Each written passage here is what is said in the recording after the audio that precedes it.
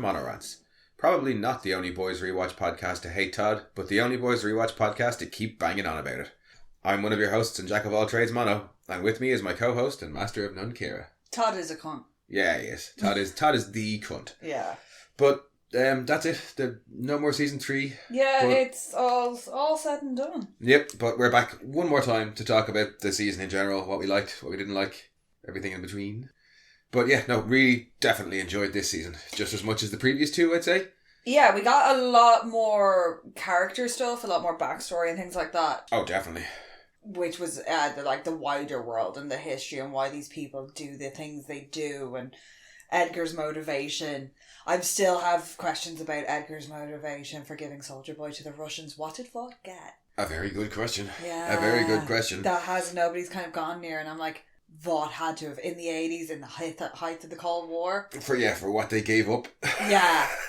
What did they get? Yeah, no, that's a question that I hope we will see addressed whenever Edgar comes back in season 4. I reckon, yeah. Edgar's gonna show up, or something is gonna happen.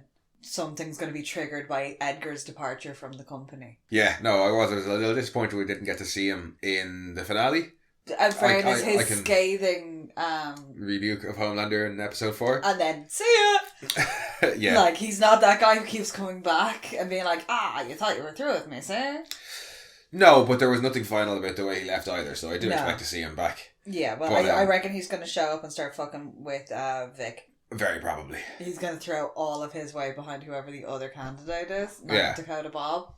But we were supposed to keep theories and stuff for the end. Oh, okay. So, sorry. But no, I know you're fine. You're right. You are right though about it. There was an awful lot of character stuff. We still got plenty of what makes the boys in terms of the ridiculous stuff, and the character stuff is just as much what makes the boys. But we got so much of it this season, and they did so well with nearly all of them. Yeah, no, and it was about time as well that we got more backstory and more of the history of the company, and then the history of the boys themselves. Well, now, and their had been hints at kind of MM's motivations, but to have that fleshed out too. Oh yeah, and it to because I'd been dreading MM's backstory. Yes, I know, and me too. And I had my theories about it that were mostly wrong, but just to the point of Vought's history. We didn't actually get as much as I was expecting. I would have liked a bit more Vought history, please. Because it was really only Soldier Boy and Payback's history and that bit in Nicaragua. We didn't get anything else. Yeah, I don't know, from what the kind of the promo stuff and the interviews coming up to season 3, the way they were talking about it, I was nearly expecting that it was going to be kind of Vought in the 60s and the 70s building what they have now. Yeah. I mean, I'm still happy with what we got. I thought there was a bit more history coming in that side. Yeah, but all the history we got. All the flashbacks we got were like Soldier Boy singing badly. Yeah. And then the Nicaragua. And don't get me wrong, the Black Noir backstory stuff, fucking great. But we got Black Noir's backstory, not Vaught's. Yeah, all the backstory that we got was great. It just wasn't what I was expecting as well.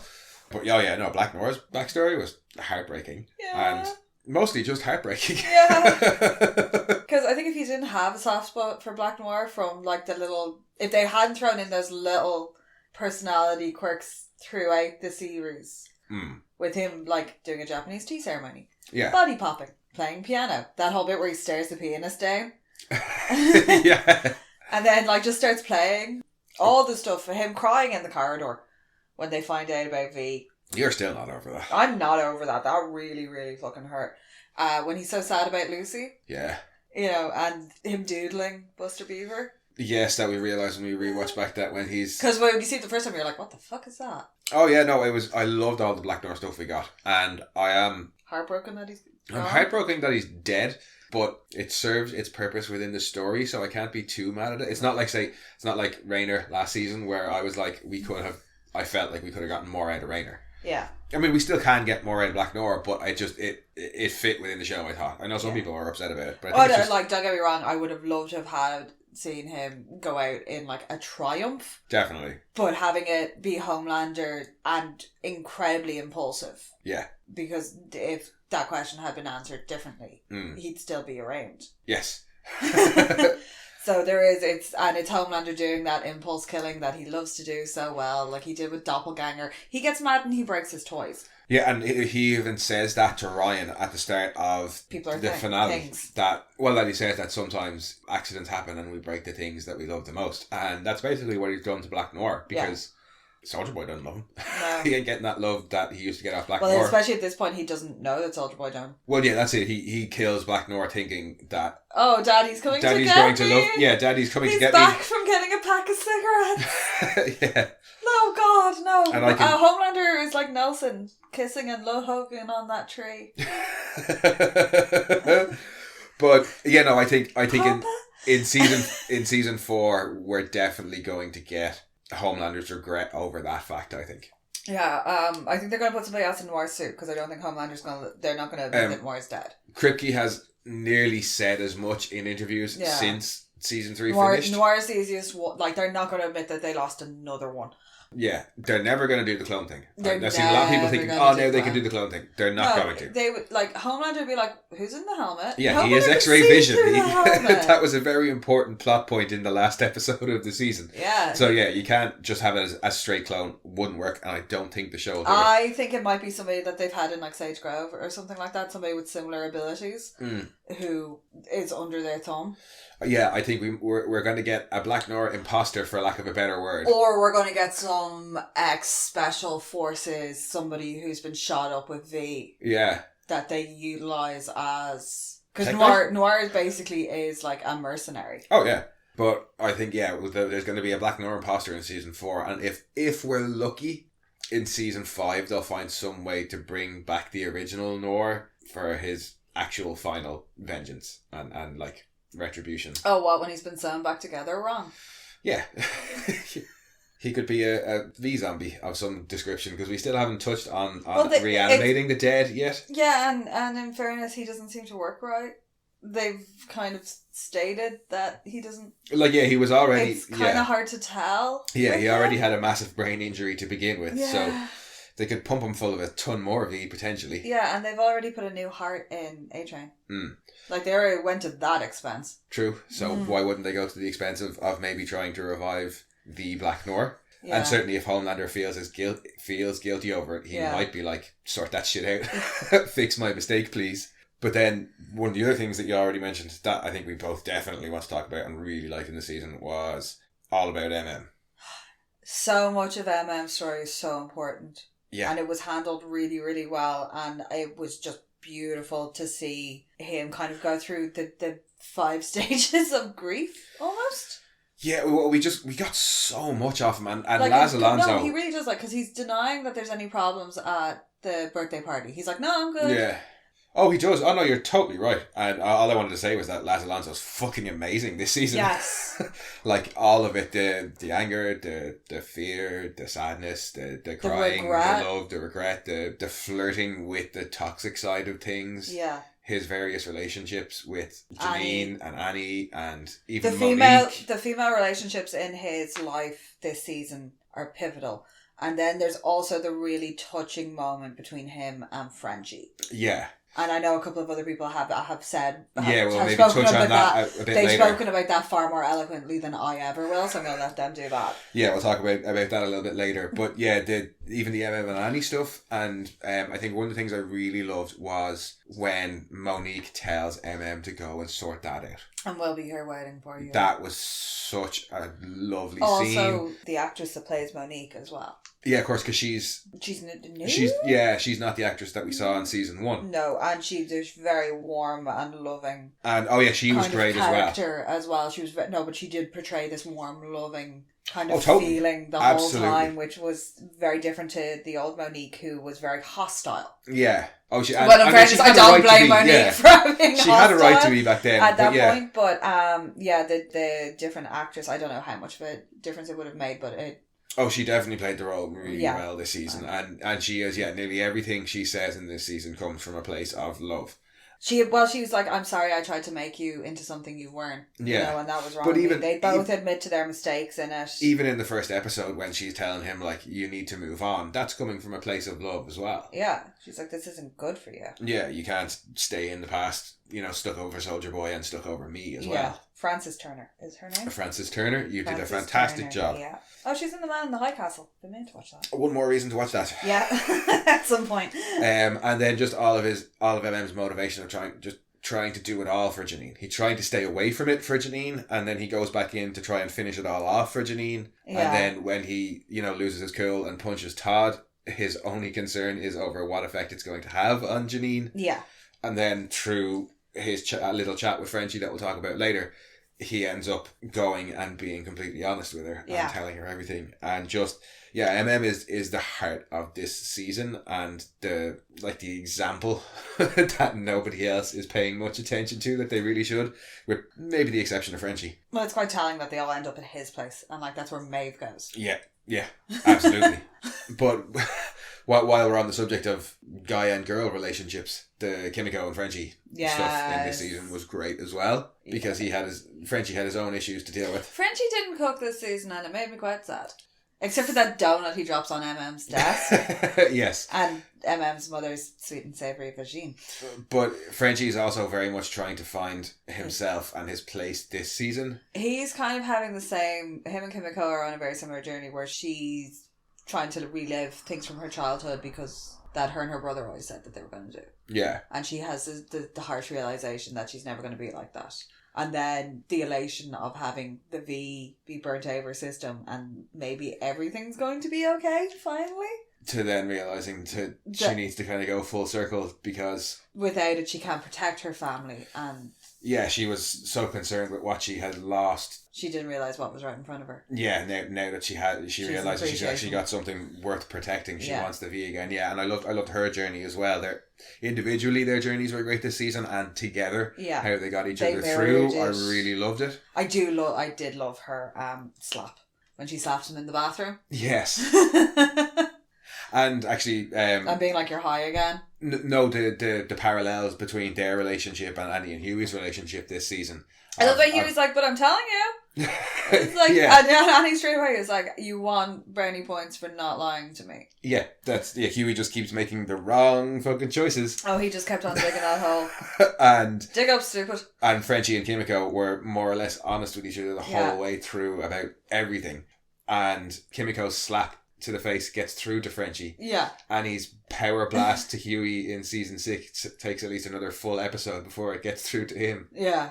And even then it's not that, it's nearly losing Butcher and seeing just how bad Soldier Boy is. No.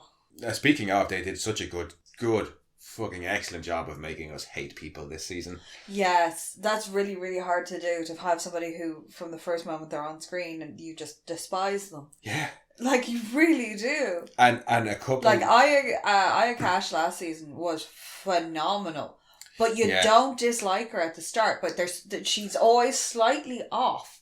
But it's just because she's incredibly abrasive. Yeah. And whereas some people this season, the second you saw them, you were like, I don't like you. Yep.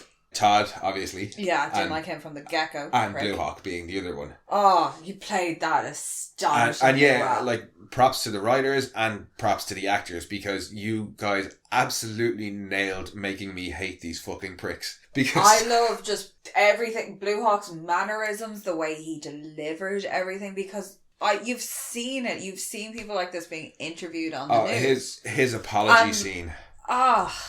Like, we've seen these people like this giving apologies and giving interviews and shit like that and being all like, oh, woke culture, and just being fucking assholes. And like, do your research. That's my favourite line. Whenever anybody throws that one out, I'm like, yeah, no, I'm done with you now. Yeah, there's just no point with people like you. But the way he gets kind of the way Frenchie kind of squares up to people. Yeah. He gets that kind of, the head starts going, and it's like the Italian almost like puff chest. Don't compare Blue Hawk to Frenchie though. No, but it was just the mannerism behind it was that very kind of season 1 Frenchie when you meet him for the first time and he's got the gun and he's waving it around the place and he's the real belligerent. Yeah, Blue Hawk's very much like they were just a very similar definitely. kind of body language, very like aggressive. Very confrontational. Yeah, and then you have the kind of almost more sinister element of the far right and stuff with Todd, in that, like, Todd's Todd's not coming. Todd's every guy. Yeah, and Todd's not coming from a place of hatred like Blue Hawk is. He's a social studies teacher. Yeah, like that's why Todd, I think, is such a fascinating character, because he's not, like, Todd is well meaning. Like, when he's saying that shit about, oh, Homelander protects these kids and you know, he's protecting kids like Janine and like the kids in my class, he believes that shit, and that's fucking scary. And believes it so much that thinks that, like, literally Homelander can do no wrong. Homelander killed that guy. Well, that guy obviously definitely deserved it. Yeah, like that. He came to that conclusion very quickly. But they've shown as well before in season 2, when we had that montage about the guy getting radicalized. The capacity was already there. And Homelander is almost like a continuation of that. So the seeds were there already with Stormfront and the Storm Chasers. I felt bad for that guy who kills the store clerk. I don't feel bad for Todd. I felt, Todd, you should know better. Terrible for him. Yeah, because that's the thing with him. We never saw anybody outside of his echo chamber try and break in. No. We've seen try and educate this guy. Yeah, and even seen Monique be like, you can't do this without telling me. Yeah. But he's still so sure that he's right. And it's fucking scary shit. Yeah, it's the confidence. We kept making jokes about him having the tiki torches and stuff, but to be perfectly honest, and we've seen it on Twitter, there are people who idolise these characters that are not meant to be idolised. And like there are people who are genuinely like Todd, who are fans of this show. Oh, I know. Like, there was that stuff during the season about what was going on Reddit, and I mean, I've seen plenty of it on Facebook. I don't really want to go into it too much, but I've seen people like, pure full on being like, oh, you know, Soldier Boy's absolutely right. And the boys fucked him over, and, you know, he's never done anything, like, full on, you know, basically Soldier Boy is the hero that he thinks he is. Yeah. And it's like, how could you possibly miss the point that fucking badly? And that's all I'm going to say about it, because otherwise it's going to be a whole other episode. Yeah. But yeah, try not to miss the point so hard, guys. And yeah, for how much we hate these people. Yeah. For how much we hate the characters, that is, not the people who misinterpreted the characters. But for how much we hate them, how can other people... I just don't understand how people can not get... Blue Hawk is bad. Soldier Boy is bad. Yeah, nothing about Todd Blue is Hawk misled and bad. Yeah. Well, no, Todd's not bad. Well, Todd is kind of bad. Well, Todd cheered, that makes him bad. Yeah, Todd. Yeah, he's misled, but he's still bad. Yeah, it's a bad thing. It's a bad place where Todd is, and the things Todd are doing. It is very scary. And the fact, you know, Kripke basically had to come out and be like, oh yeah, the whole thing at the Homelander at the very, very end was a total take on Trump saying he could walk down Fifth Avenue and shoot somebody, but he would cheer. Like, oh yeah, and Kripke had to like basically clarify, this is exactly what we're doing. We're parodying this and quote. Kripke was kind of like, look, I really shouldn't have to say this. Like, is it not obvious? Nazis but apparently it's not obvious. No, we thought it was. At some point it was like, we get it. Oh yeah, like we were definitely picking up what Kripke was putting down. You know, toxic masculinity, bad. Soldier Boy, asshole. Yeah. Blue Hawk, racist cunt who deserves to die. Well, I mean, I'm with Nate. He deserved to be brought to justice, but I was happy to see him die. It satisfied the lizard brain in me. At least he died in his underpants. Yeah.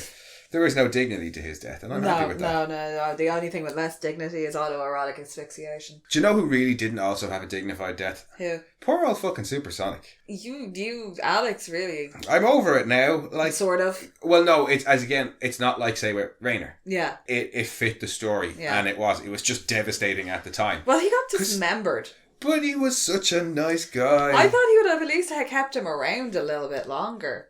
And held the thread over him. Yeah, if we... To get him on side. Yeah, I would have just liked to have seen him in a fight scene as well. Yeah, I wanted to see what his power was and not just his, smooth dance moves. His power was his charm. Because baby, got a license to drive. Yeah. You got a license. That's a really fucking catchy song. It's really annoying. Ridiculously catchy song. But it's so bad. I'm like, honestly, if I ever get caught singing that in work, I'm fucked. But just, they set him up, and I love how they never actually went for the love triangle aspect of it either. No, that was their relationship. I really, really enjoyed their friendship because it was very, very genuine, real old friends who know each other really, really well. Yeah, and from what we saw of Alex as a character, he's such a nice guy. Even if he did love Annie, he wouldn't make a move on her when she was going out with somebody else. He was just a good...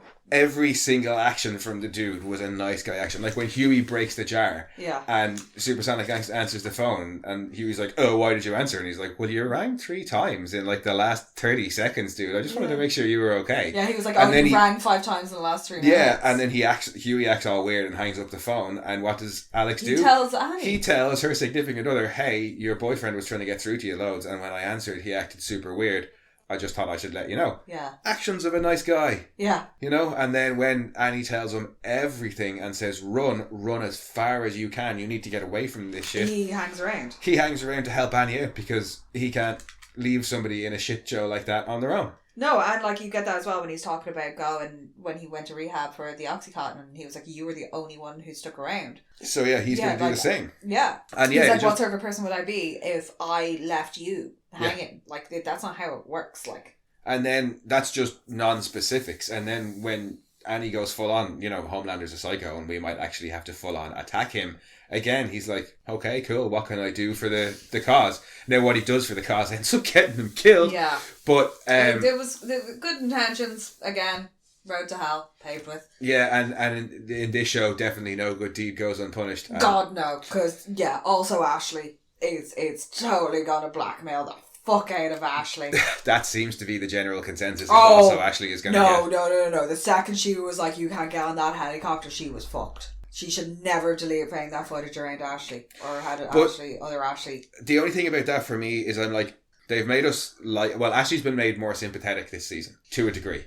Ashley's lost the fucking She's definitely plot. been made more fun this season. She's completely lost the plot. She's popping pills. She's got no hair. But what I'm trying to get at is, do we want also Ashley to win over Ashley? No. No, we don't. No. So why haven't they characterised also Ashley as a bitch at all yet? We haven't been given any reason to dislike also Ashley. So that's why I'm getting the slap down a couple of times. She has by Ashley. But we haven't seen. No, I reckon there will be something. Something will happen next season. Yeah, I think she'll need more of a push to do it than just what's happened so far. That is there. Yeah. And that'll be fun to watch because she's like her second in command, so she might make a power play or she might go to Edgar. Well, I think as well, it was nice to see Ashley herself starting to surround herself with her own little minions. and yes people. Except for analytics, they really need some minions. Oh god, yeah, poor analytics. Poor crime analytics, most of whom are gone, and it's just Annika and like one other dude. Yeah, I think it was Annika's day off. Yeah, poor Annika. Poor long-suffering Annika. Yeah, that's why she's scarfing freaking almond joys to try and keep Noir away from her. Yeah. I like how they've kept Annika around as well, actually. Yeah, no, but there is a few fun. kind of the ancillary characters that pop up every now and again. Because we got a ton of new characters this season. Yeah. So it was nice that even Annika got her own little aside, small and then bit. We got Seth as well. When he was talking to A-Train, that whole conversation he has with A-Train. Oh, Seth showing up with the A-Train to Africa bit. I'd be like, don't ask me, and the way he's completely folded up and like is facing away from him, like I don't even want to be involved. They have their bit as well with Annie when they're talking about who to pick and how Supersonic is a panty dropper between the 11 to 14 age she's like, bracket. that's disgusting, please never say that again.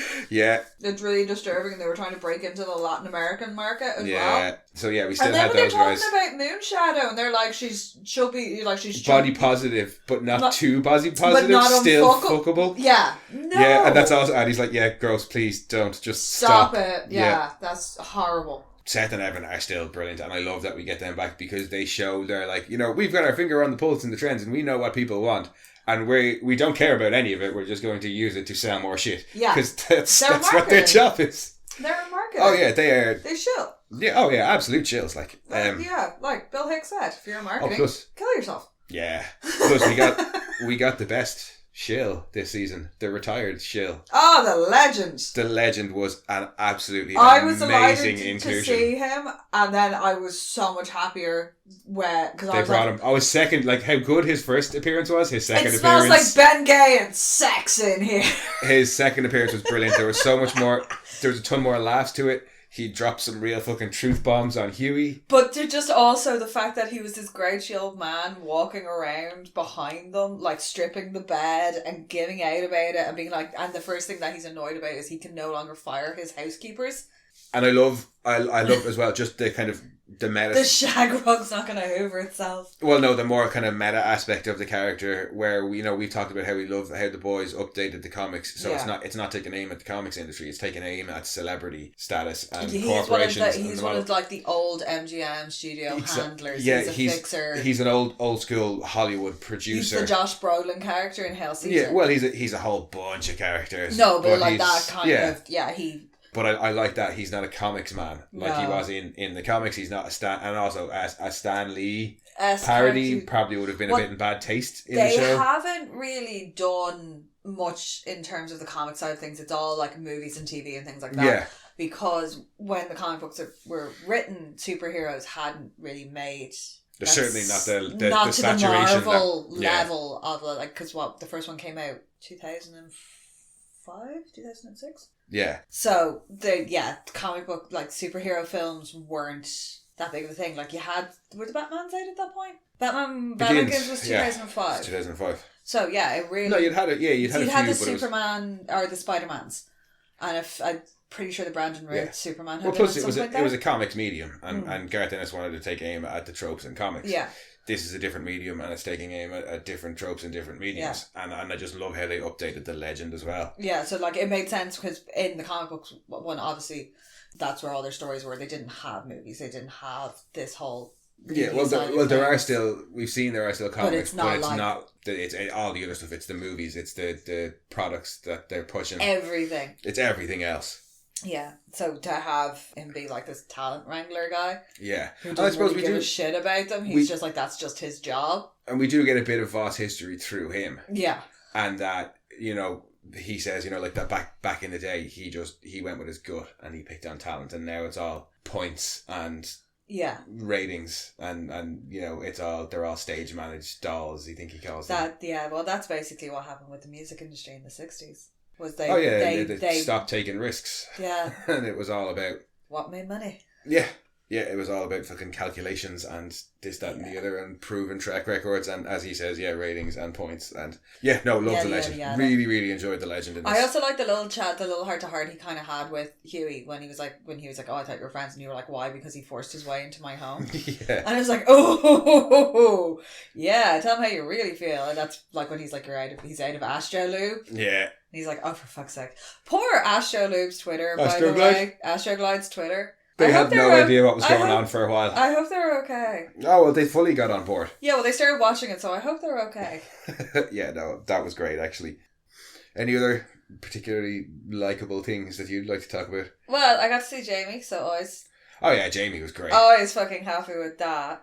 I really want an episode of Diabolical that's Jamie's Day Out. Yeah. In Russia. Oh, actually, speaking of Diabolical, that canon episode. Because we actually, when we went back and watched everything again, we watched that in between 7 and 8. Yeah, and it helps because you've just gotten a whole lot of Noir's backstory. Yeah. In 7, if you go and watch that canon episode. And then go into episode 8. It gives you even more why kind of Noir came back and their relationship. Yeah, and Noir's actions in that Diabolical episode make a whole load of sense now that we know what he did to Soldier Boy. Yeah. This is a guy who doesn't want to see another Soldier Boy exist. So let's try and be best friends with this one. Yeah, basically the second he snaps that girl's neck and he's like, you owe me now.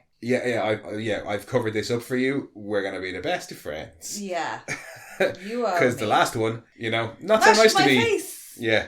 So I really like that little bit of canon did actually, because they did say, there's a couple of canon episodes. Yeah. The Groundhog Nubia versus Nubian one was the other canon one. I love Nubia versus Nubian.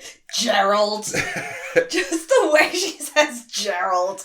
But it's so good. They said in particular 1 + 1 = 2 would be relevant for season 3, and fucked if they weren't right. They were damn right about that. I also actually just really enjoy young Homelander completely fucking shitting a brick, because Oh, and I did like, the parallel. It was very similar to his conversation in the mirror. It was, and also all the flashbacks that Homelander's having of all the horrible shit that's done to in him. the room! In the room, yeah, but that was really like all the stuff that was happening to Soldier Boy in Russia. Yeah. So you know what I mean? Of the tapes of things and them experimenting on him. Because at one point when in the Soldier Boy tapes, somebody's going at him with an angle grinder. Oh yeah, and they're like blow torches to... getting gassed and all that, and then there's like whatever that giant thing is holding little Homelander down. You can just see his eye kind of through the hand. Yeah, and there's a bit where like little Homelander has his arm in a furnace and is crying. Yeah, and I just like thought they really fucking tortured that kid. But that all these things were happening to both of them at the same time. Yeah. If that's canon, all these things were happening to both of them at the exact same time. Yeah. And again, just nice little parallels between the Homelander and Soldier Boy plots and stories. When he's like, no, I didn't mean to do that. Oh, that bit, yeah, and he's flashing her. And he's freaking out as when he slaughters everybody in the room except for that one poor girl who makes it so far. Yeah. It's really, really similar to his conversation with himself in the mirror. Oh, yeah. No, it is. It's that little boy voice. Yeah, no, you just reminded me of the parallel, the other parallels there then. And I know it is. It's nice to see that. I think, I'm going to assume that they had written most of season 3 before they wrote 1 + 1 = 2. Yeah. But yeah, it's... I just really liked it was probably a backstory that they wouldn't have time to fit into it. Yeah, I really like that we got it out of Diabolical. One of the only other things... Yeah, because I don't think I would have been able to deal with like a live action torture of kid. No, that would be a bit much. I don't think even... And I think we said that at the time when we were reviewing Diabolical. But I think one of the only other things that from like my favourite bits of the season that I'd really like to talk about is good old Jensen. Oh, yeah. Jensen played a Stormer this season as well. There was one or two moments, like, because I was looking for Dean Winchester in it. A little bit. I was like, really?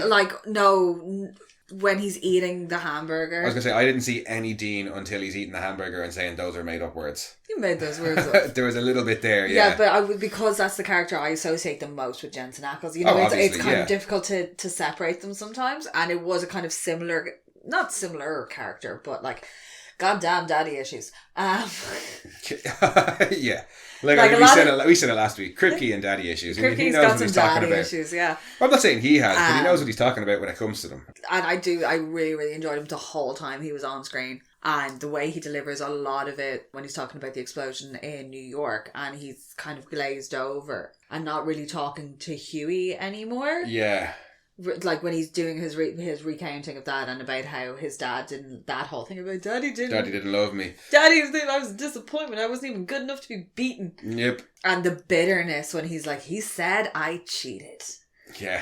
And it's so bitter. And as much of an asshole as the character is, it makes you feel for him to a certain degree when he's talking about certain things. You're like, oh yeah. I mean, you're still a bastard. Yeah. I can see why you'd feel that way. But then you hear like other things from the likes of the legend about all the horrible events he was at and things he had done and that was all publicity and yada yada yada. Yeah. And Countess being like, we all hated you and everything that went down with Noir. Yeah. Oh yeah, like I mean, he is an absolute horrible bastard, but it's just such a good show that they can do that they can make you feel a little bit of sympathy for such a horrible. Well, and obviously for some people it made them feel all the sympathy, but I'm not going back there. I think my favourite Soldier Boy bit though was him stoned off his face, running around that forest. I mean, like, did you hear that? Did you say? That episode in particular, I think it was just. Mwah. Yeah, he's great in episode 7. And it just the fucking shooting the priest. Yeah, and the nun. Yeah, and first of all, I don't have shell shock. Fuck you. Yeah, no, episode 7 and 8 was the best Soldier Boy stuff we got. Yeah, I just really, really enjoyed him off his face wandering around the forest. It's massive spliff. Yeah.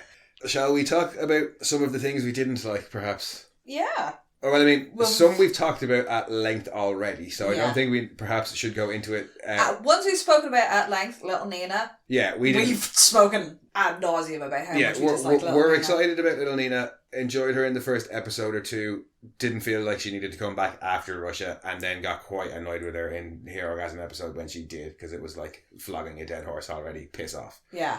Wasn't a big fan of Little Nina. But one thing that's kind of related to that we didn't talk about was, I feel like they made Cherie uncharacteristically sloppy. Yeah. From what we've seen of Cherie... I don't understand why Cherie would go back to work for Little Nina now, when last time we saw her, she was organising hit contracts for the Albanians. And just for she had also been working with them with the Haitian Kings. Yeah, she was helping the boys out, like... Yeah, why wouldn't they get her, why Frenchie... They have CIA funding now. I'm sure they could have used her for surveillance or something. Yeah, we've only ever known her as a competent associate of Frenchie's. Somebody who Frenchie goes to for advice himself. So why would she allow... If we believe her, why would she get so high that she'd allow all that heroin to be stolen? Why did Frenchie believe her? Yeah. That's the thing I don't get, is why did Frenchie believe her? And I think he doesn't, but he's not going to question her. Yeah, and then if we believe... He's going to just let her go. If we believe what little Nina says, that which I think is she stole it from her. Why would she do that? Yeah, well... I thought it was a little bit... it was just a little bit ham-fisted. Ham-fisted and sloppy for Cherie to do that. Yeah. Because we could have literally just had them trying to work out how to go to Russia and have Butcher be like, what was that mad bird that you used to do hits for back in the day? Yeah, she could have been introduced that way, and they just organise a meet-up, and then we could have just had a one-off. Even in episode 1, at some point, Cherie and Frenchie have a conversation where she's like, I had to go back to work for Little Nina because we can't all go working for the CIA. Yeah. And then we know that's how she got involved. But I don't know, maybe I'm just trying to find more things to piss me off about Little Nina. We've just been trying to find a way to get her out of the show. Yeah. Ways that she didn't have to have been involved as much. Because she really was just one trick pony, and it really, really bothered me. And it was episode 6 where she really pissed us off, and similarly episode 6, I don't know that it pissed me off so much as I just disagreed with the choice, but I really thought, and we both really thought, A-Train was done. Yeah, I thought A-Train was dead. I kind of wish he was. And I still not to feel... I just... No, I love Jesse Usher. Yeah, I just don't know what they're going to do with the character. And I was saying it'd be really funny if it was like when Homer gets Snake's hair, and it starts taking him over. And he starts getting Blue Hawk's powers. He starts getting Blue Hawk's powers, but we've never seen what Blue Hawk's powers are. Yeah. So, yeah, and if they haven't switched sides, it'll be a bit on the nose again. We talked about this in episode 6. We talked about how we thought it was a really good ending for him, and then in episode 7 we talked about surprise. And I get Nate's. I'm told, I understand Nate's reservations and things like that about it. I'm glad we got a little bit more closure for Nate in that he wasn't just left in a hospital and we just know he's paralysed. Yeah. We got to see him back in his house and find out, he's actually really not happy with how A-Train's gone about it. So for that sense, I like that we got that confrontation, but after that, I don't know where to go. No, I don't know whether or not A-Train is going to turn into some massive activist and try and we could have got Nate, maybe A-Train didn't die straight away, but took a while to die, and Nate had time to come to him on his deathbed and be like, why did you do it like this? I didn't want it to go down like this. And then A-Train's dead and it's all done. But yeah, that was one. Those are kind of two bits we talked about during the season. Yeah, that we were just very, very surprised by. And I suppose the other thing we hinted at last episode was the powers. The powers are Fudgy Widgy. Yeah. Because Mesmer, you pointed out, Mesmer went out quite easily in season 1. Yeah, Mesmer went out as if he was a normal human who just had mind powers. We saw him get his arm broken, and we saw him get his face smashed in. Yeah, so he didn't seem to be bulletproof or anything like that. Like, we talked a little bit about soft retconning things at the start of the season. Like Crimson Countess got name dropped by Annie way back in season 1. Well, for being up against her for a shot in the 7. But in fairness, it also sounds like Crimson Countess might is have done it enough to go. It didn't directly contradict. And this doesn't either. It's just every other super we've seen seems to have some sort of super resilience. Yeah. But this was back in season 1, so maybe they hadn't quite worked it out. But no, more of the issues I had with the power, and I think you agree with me, was Soldier Boy's blast is very vague as to how it works. Who was saying that BCL Red is probably big chest laser? I think that was the Green Cooler. That was fucking brilliant. And I was like, we'll be hearing from him later on in the episode. Of course it's big chest laser. It's a BFG. Yep. But yeah, so his powers are Fudgy. His powers are Fudgy. I want to we know he's radioactive. And that's about it. Wow, exactly how or what happens, because apparently it doesn't affect fabric. Yeah, he Sorry, no, that one, because we've seen the likes of Termite and things like that, and Huey being naked a lot this season because clothes don't go with them. Yeah, Translucent couldn't. So what the fuck did LJ make that ballistics plate out of? That the blast goes through it. Yeah. Without wrecking it. Because the implication, well, when he comes out of his tube in episode 4. He's naked. And you see it, you see and you can see it generate in his chest. It's not like the blast happens in front of the suit or anything. Yeah. And then you don't see him after the Midtown blast. Yeah. The next time you see him, he's in the suit. And every time after that, he blasts in the suit, and it never rips a hole in the suit. No. But it destroys buildings. Yeah, which is uncharacteristically... So, metallopant material? Yeah, metallopant material. But as to the power itself, my main issue with it was... Why doesn't it fry all the powers the same? Yeah, because he fries Kimiko, it's not a particularly big blast, and Kimiko gets hurt. So with that one, it's not clear, is it the blast that depowers people, or what? Well, for the rebar too, we know that she's not one of the bulletproof ones. Kimiko's not bulletproof. No, you can't shoot it's her healing, yeah. But the way he takes her out is unclear.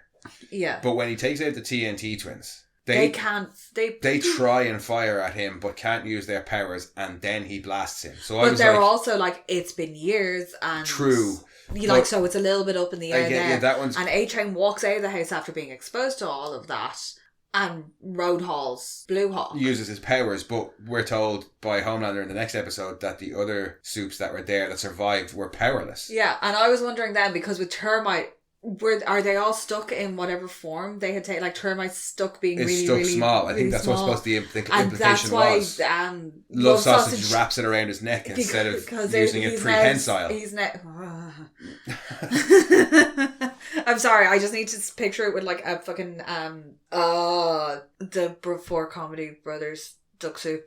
Great Joe Marks. Yeah, you know the glasses with the mustache? Yeah. Yeah, put them on the penis. When it opens the door. Or googly eyes. Something. It's Earthworm Jim. Yeah. But then I will not fear. Back to Soldier Boy's blast. When he takes out Maeve. Maeve surviving that fall. Where did they work? It seemed after post Herogasm it seemed to me like what happened. There's two things going on with Soldier Boy. As he powers up the blast you, the radiation takes away your superpowers. Yeah, and then he blasts you, and the blast kills you and whatever else is around. Apparently, he also needs to recharge. And he seems to need to recharge. Because I think that's the whole thing when they have Homelander pinned down.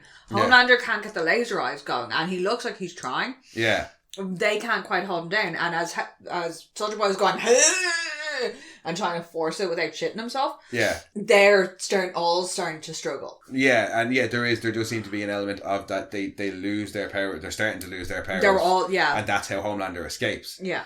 But then, when Maeve gets thrown out the window with him, it's really to do with the Maeve is why it is where it annoys me, because I'm like, if he depowers with the blast, I can maybe understand how Maeve might have survived, because as she gets blown up, the superpowers get taken out of her, and she somehow survives. We know he went out of high up 80. Yeah. Because he's quite up, you can see the 7, so he's quite high up there. Yeah. Nobody's surviving that fall. But if he depowers before the blast, there's no way Maeve should have survived. No. Case in point, a beautiful suicide. Yeah.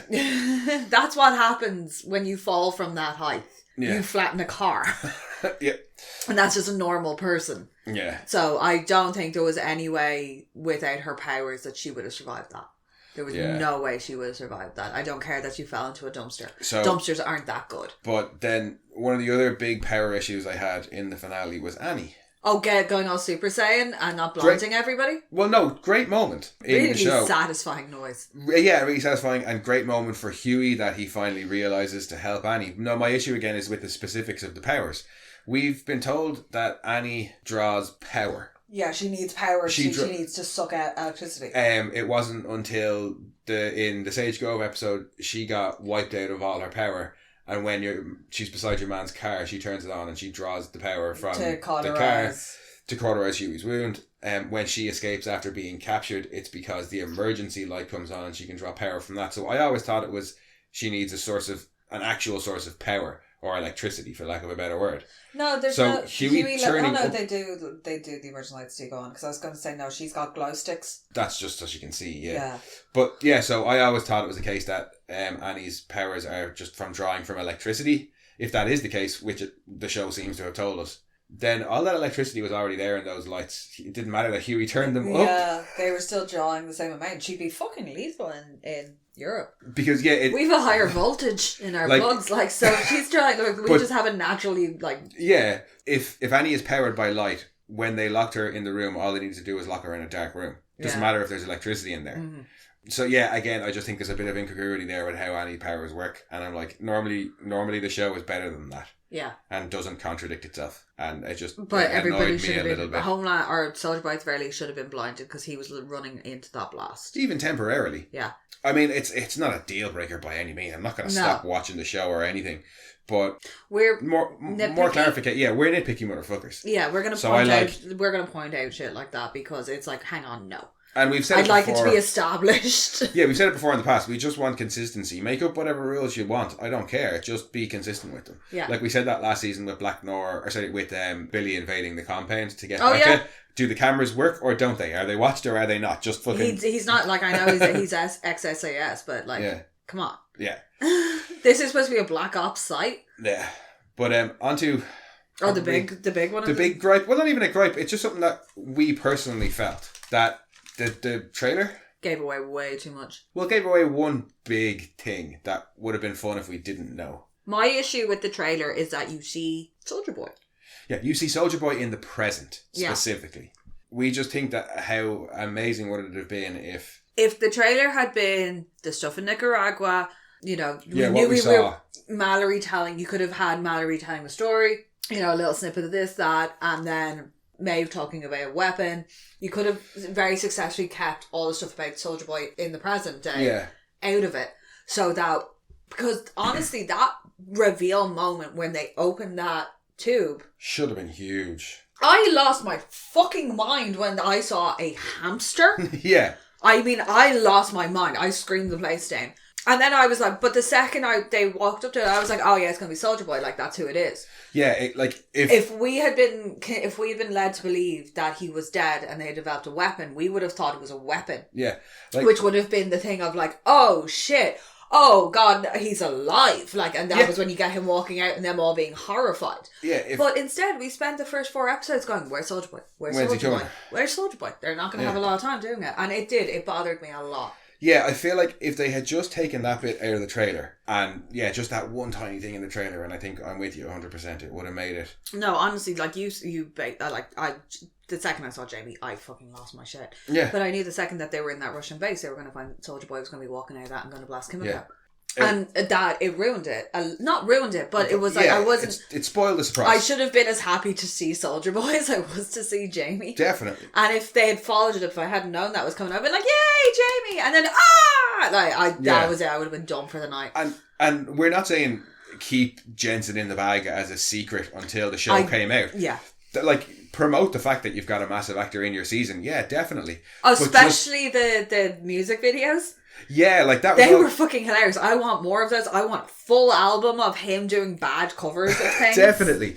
But they could have teased us with stuff like that, and Kripke could have... I wouldn't even have minded if Kripke had straight up lied to us and said, don't get too excited. It's all the Soldier Boy flashback. Stuff is all flashback. It's all in the past where we're dealing with the Voss history.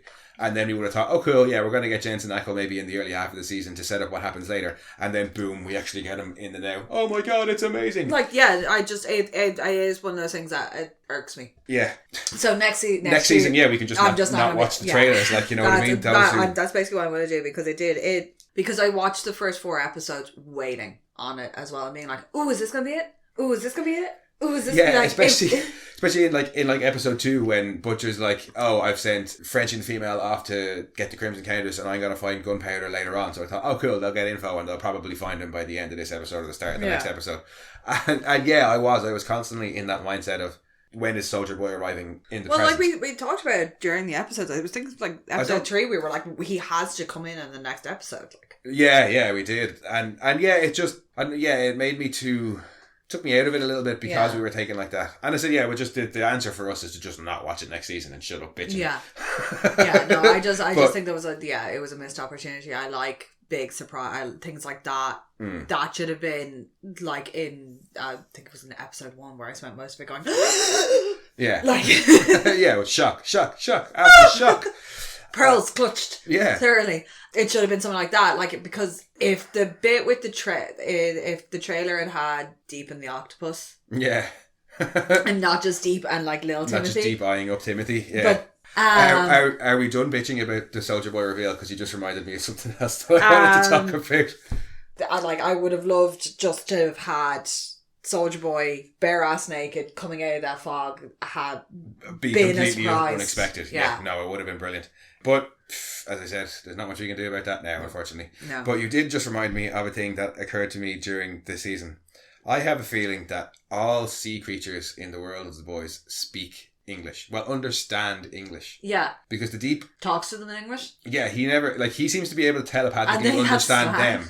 So potentially he could telepathically talk back to them. Sea creatures also have a god. Timothy's praying. Yeah. Oh, now, God. It's possible Deep maybe taught him about religion. But is Deep their god? Maybe. Is he Kronos? Did he just eat his child?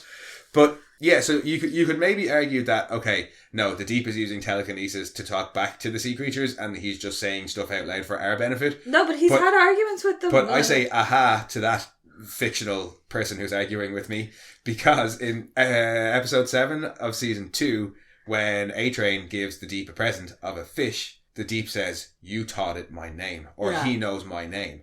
Which means that at some point, A-Train held up a baggie with a fish in it and was like, "You're going to make the Deep very happy." Well, for whatever reason, A-Train said either Deep or Kevin in front of this fish, and this fish fully understood and that you're this is the person that I'm getting given yeah. to. So yeah, all sea creatures speak English. Yeah. Understand English in the world of the boys. And you can give animals V and it will work apparently because Jamie's fucking awesome. He's very, very happy in his human skull. I honestly, if I don't get a Diabolical Jamie's day. Bring Jamie back. Jamie back. I loved it. He's so fucking cute when Frenchie calls him a gerbil. And if you've ever kept hamsters do have that genuine hamster face. Look. Yeah. They look at you so accusingly And sometimes. he's giving Frenchie a dirty look for just calling him a gerbil. Yeah, and hamsters fucking know. Yeah. Like, I've had them for donkey's years. and they do. Oh, yeah. They can. Our last hamster was called SPG, and he was very much in the same vein as Jamie. Yeah, he was angry. He was angry. Thankfully, he couldn't fly though. But I do like the care. But like SPG was fucking nuts. Could you imagine him on V? Yeah, no, I don't want to. Yeah. But I really like that. Not just that we got Jamie, but that they took the care to give us Jamie in that kind of way. Because I was reading an interview with Kripke where he said that they didn't just want to. Jamie's a big part of the comics. Yes. And they didn't want to just shoehorn him in anywhere, so they wanted to wait until it came up naturally.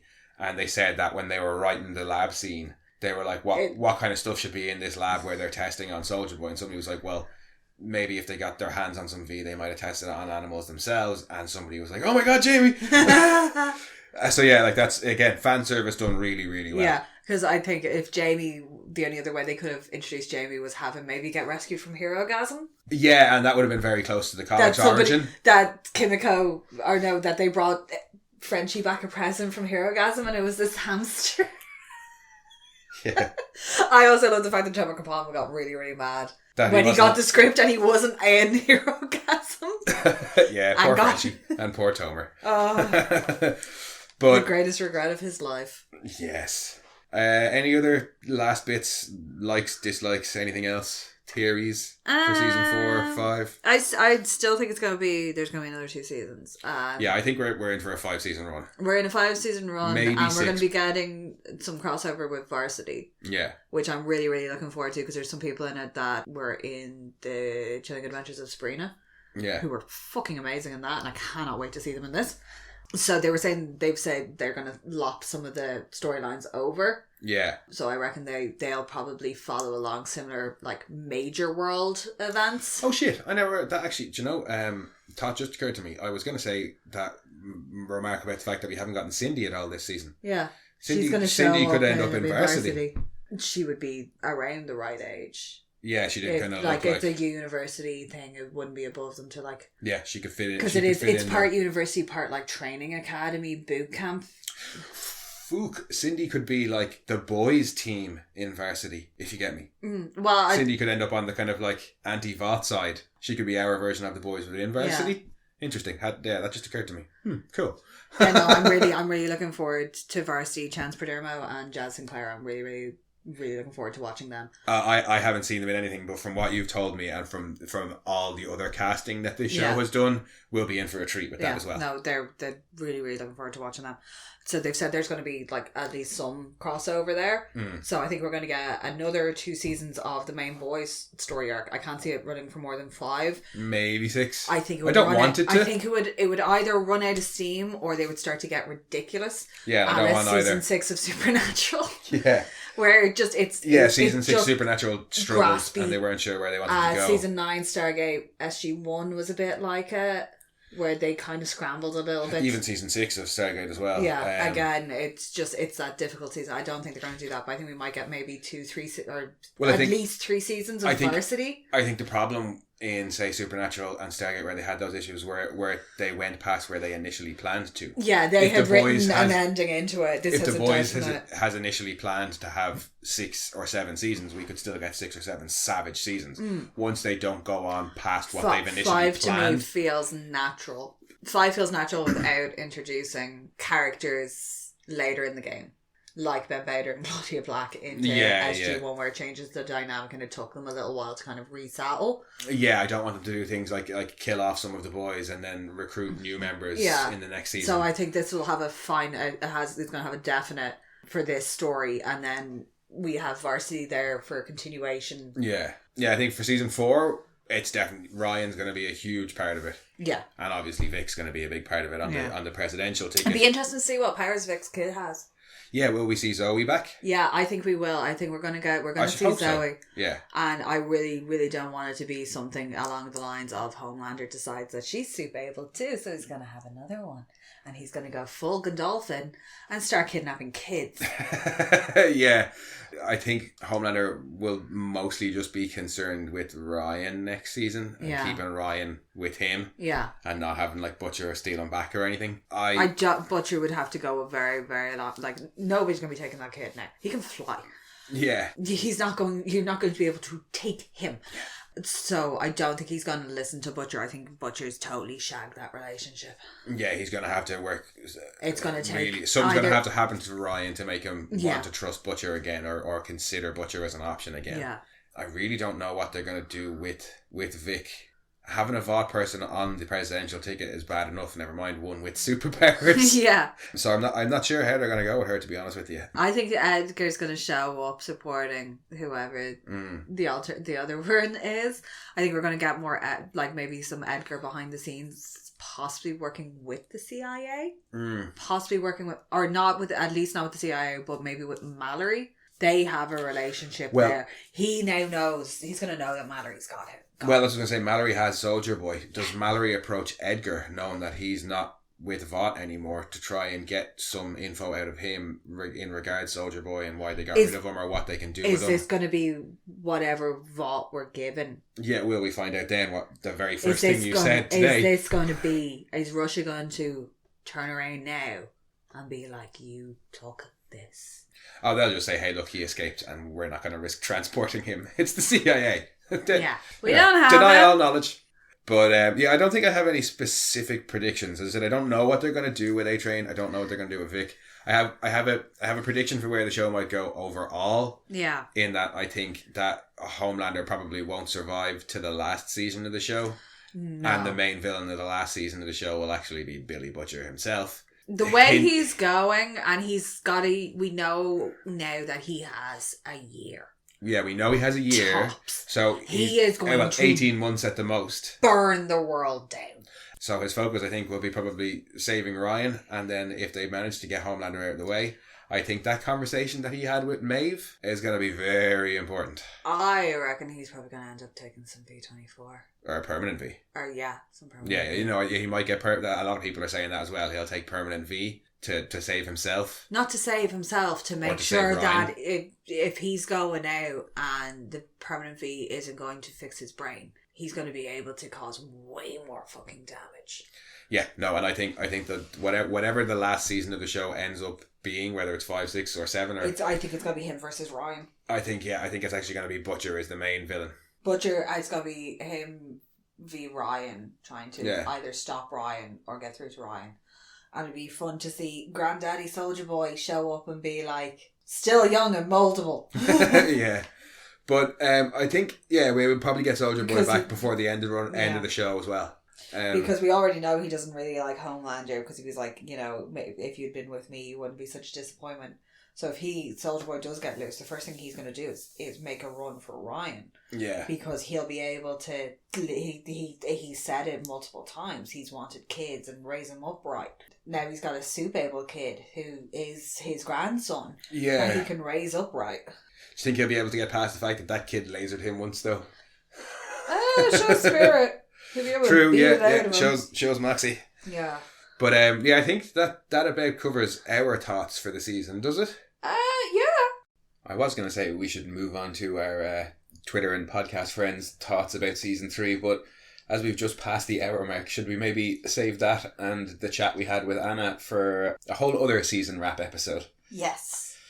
Because we should let other people share their opinions. Yeah. Well, I mean, we waffle enough as it is, so why not hear what other people have to say? Yes. So we will be back, guys, with part 2 of our rap chat. Yeah, because we're bad at things.